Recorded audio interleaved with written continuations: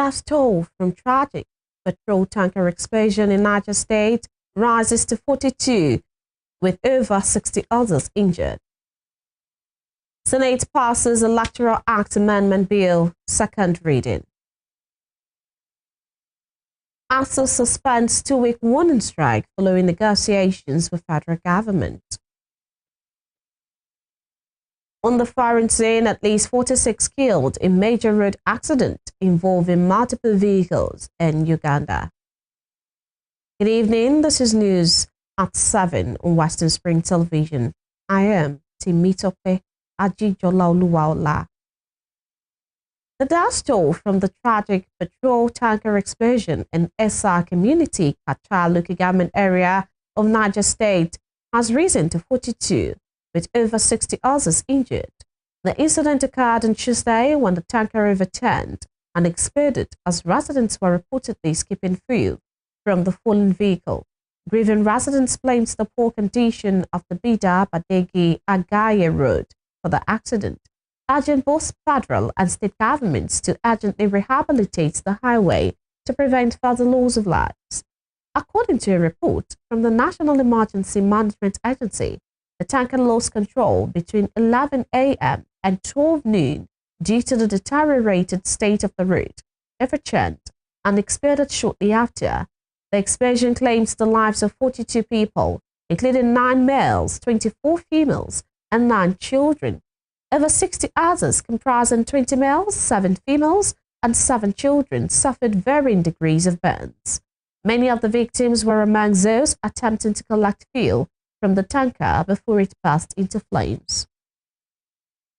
Meanwhile, the House of Representatives on Wednesday called for an immediate intervention on the deplorable Bida-Agaye-Lapai-Lambata Diko Road in Niger State following a recent tragic tanker explosion at SR village in Kacha local government area, which claimed over 30 lives and left scores injured. The call followed a motion of urgent national importance sponsored by Saidu Abdullahi during plenary on Wednesday that describes the road as a death corridor that has become notorious for fatal accidents, recurring tanker explosions, and crippling gridlocks. On Tuesday, a petrol-laden tanker lost control and exploded at SR village, leaving more than 40 people dead and over 60 others severely injured. Goods worth millions of naira. Also note that this tragic incident occurred along the Bida-Agaye-Lapai-Lambata Diko Road, a major federal highway linking Niger State to the federal capital territory and other parts of the country, serving as a vital route for the transportation of petroleum products, agricultural commodities, and other goods. Further note that the SR village disaster is only one among recurrent tanker explosions and fatal accidents that have occurred along this corridor in recent months, leading to the persistent loss of lives, livelihoods, and public confidence in the safety of the route. Aware that the Bida-Agaye-Lapai-Lambata Diko Road has remained in deplorable condition for decades, despite successive administrations awarding multiple contracts for its rehabilitation, none of which has been fully executed or delivered. Also aware that the rehabilitation and reconstruction of the road was at a point under the Road Infrastructure Tax Credit Scheme, a public-private partnership model designed to leverage corporate tax obligations for critical infrastructure delivery. Concerned that despite the potential of the tax credit scheme to fast-track infrastructural development, the federal government recently announced the cancellation of the scheme, leaving several ongoing or proposed projects involving the Bida-Agaye-Lapai-Lambata Diko Road in uncertainty and execution limbo. Further concern that the continued neglect of this vital highway has resulted in frequent gridlocks, destruction of goods, loss of productive hours, and severe hardship for commuters and residents, while turning the road into a death trap for motorists, tanker drivers, and traders.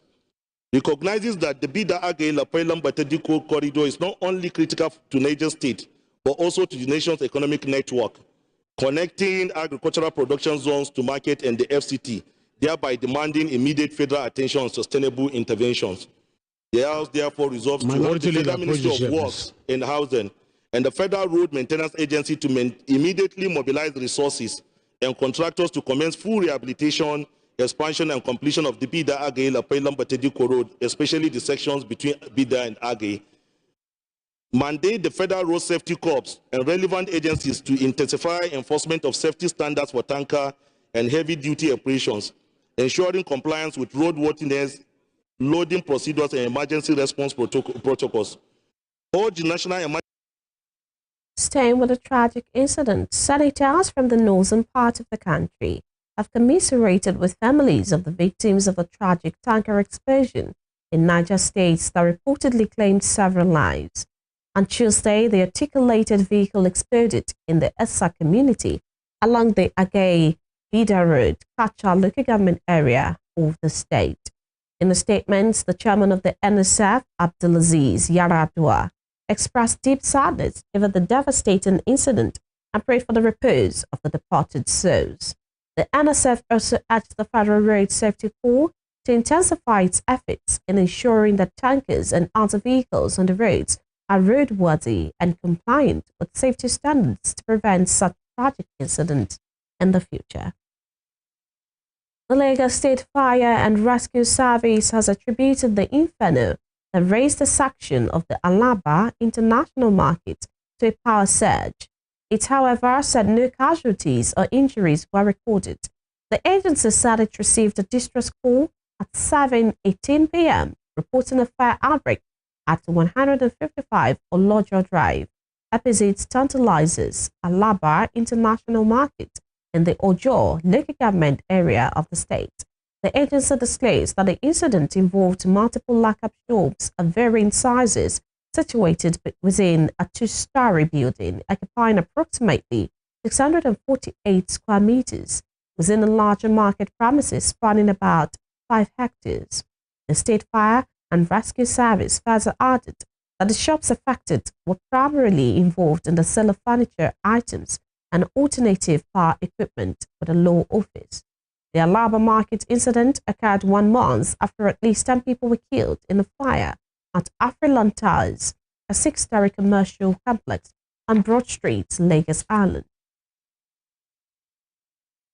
In attempts to strengthen Nigeria's electoral process, the Senate has passed the Electoral Act Amendment Bill 2025 through a second reading, proposing a shift that will place the burden of proof on the Independent National Electoral Commission, INEC, in election petition cases. The Senate President Godswill Akpabio announced the passage during Wednesday's plenary after a majority of senators supported it through voice vote. The bill was thereafter referred to the Senate Committee on Electoral Matters for further deliberation and a public hearing, after which the committee was directed to report back within 2 weeks. Sponsored by the chairman of the Senate Committee on Electoral Matters, Simon Lalong, the bill seeks to strengthen the legal framework governing elections in Nigeria. It was initially presented for second reading last Thursday. However, the bill was stepped down to allow for wider consultation. It resurfaced during Wednesday's session when lawmakers extensively debated its general principles. Lalong, while presenting the bill, acknowledged that the Electoral Act 2022 introduced significant reforms, but also revealed certain weaknesses, such as delays in the release of election funds, disputes over voter registers, conflicting interpretations of result transmission, and weak enforcement of electoral offences. He explains that the new legislation seeks to enhance the independence of INEC by insulating it from political interference and government control. In the meantime, the House of Representatives has resolved to investigate the alleged use of harmful chemicals as preservatives for frozen foods across the country. The resolution of the House was sequel to the adoption of a motion of urgent public importance brought before the Green Chamber in plenary by the member representing Ehime Mbano Ihite Uboma Obowo Federal Constituency, Imo State, Chike Okafo, on Wednesday. Some non-governmental organizations operating in the health sector have been consistent in their outcry over the alleged use of dangerous chemicals, including formalin, sodium hydroxide, snipers, kerosene, and carbide, as preservatives in frozen fish, prawns, shrimp, meat, and other food items in Nigerian markets. There are reports from regulatory bodies health experts and media investigations revealing that some of the chemicals used for embalming corpses, industrial processes, and rotten foods are now being used to prolong the shelf life of perishable foods.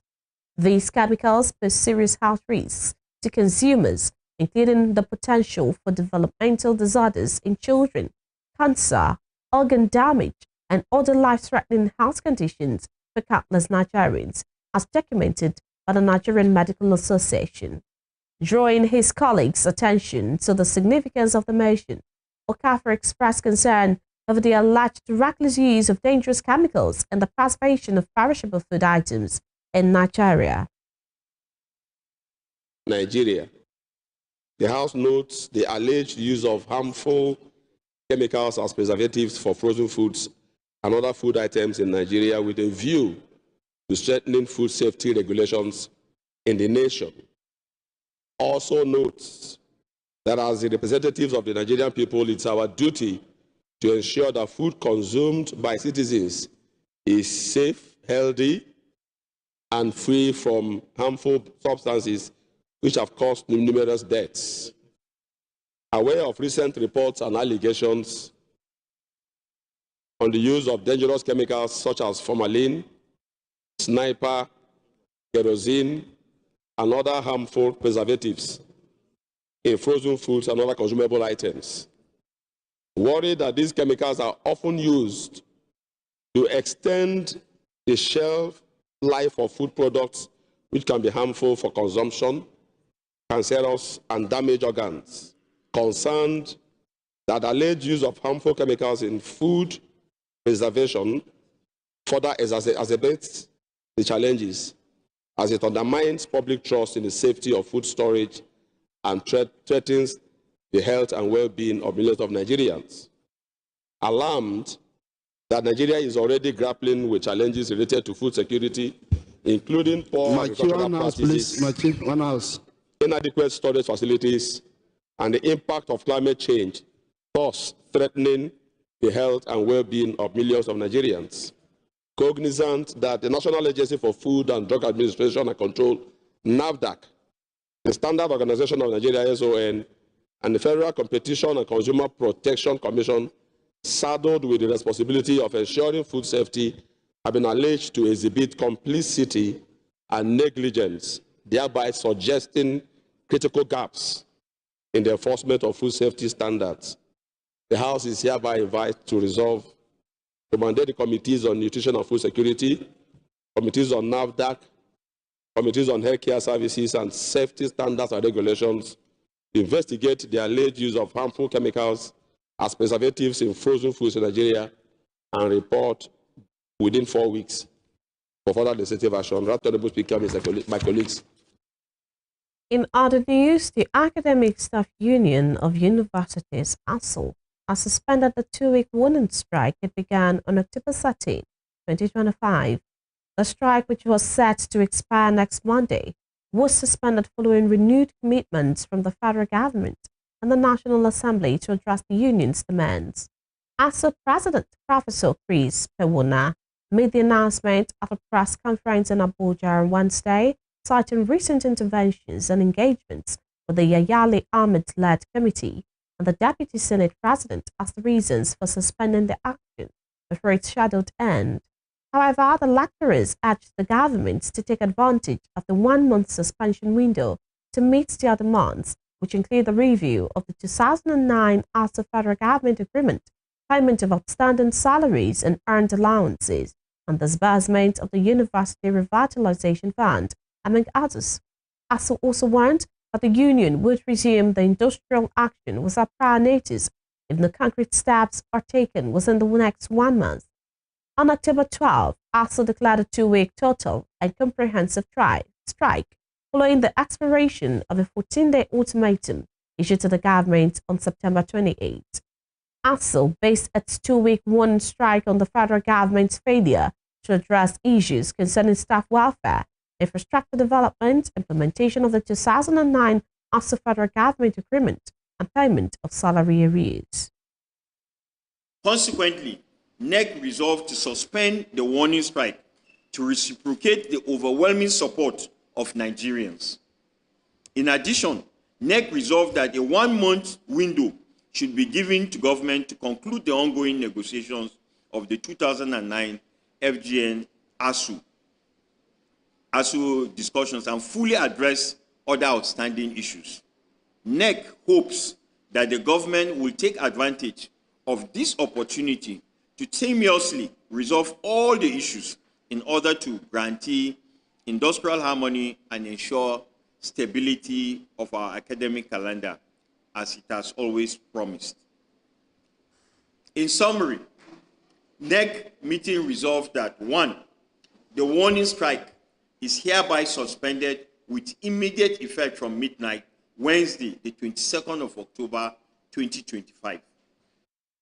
2, should government fail to resolve the issues within the 1-month window, ASU reserves the right to resume the strike without further notice.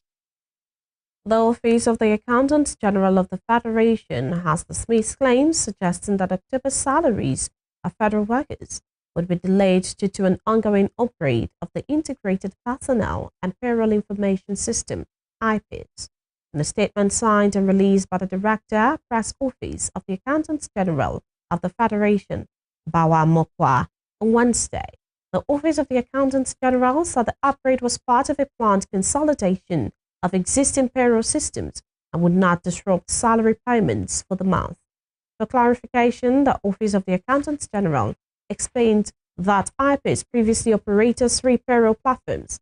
The IPIS was introduced in 2007 as part of public service reforms aimed at curbing ghost workers and improving transparency in the federal government's payroll.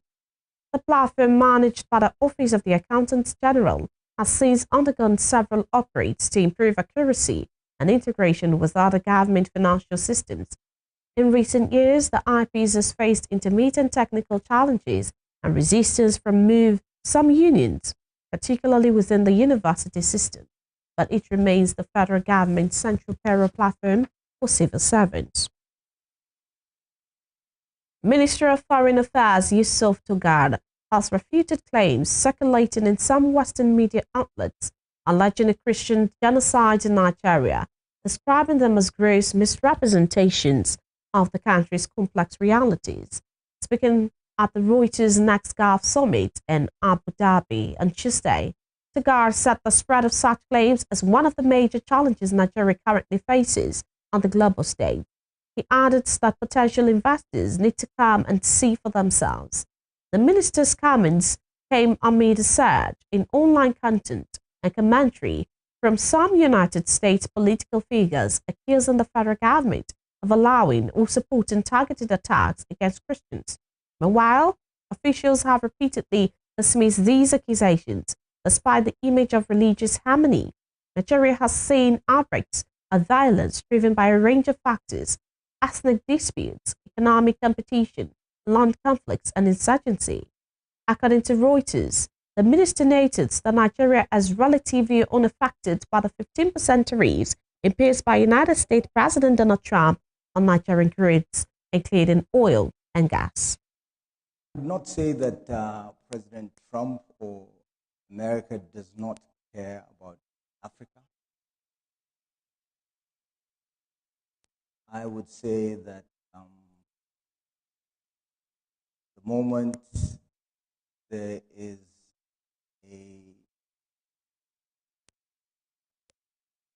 a sweeping sort of approach to tariffs, which perhaps puts certain countries in a position where they ought not to be. So in the case of Africa, so if you take Nigeria, for instance, there is interdependence, of course, but the harm comes when there is an overdependent of one party to another. In the case of Nigeria, the tariffs imposed by the U.S. do not necessarily harm Nigeria to the extent that they may others. One, because we are a very large country, like you said in your introduction, a country of 230 million market, and we've got not only size, but we've got scale. So the ability to scale up allows us to prove ourselves, insulate ourselves from some of the possible fallout tariff. And that also means we have a larger talent pool than smaller countries. So we can absorb that, and we can, of course, trade with other countries, which is what the Tinubu administration is trying to emphasize: strategic autonomy. Have the right and the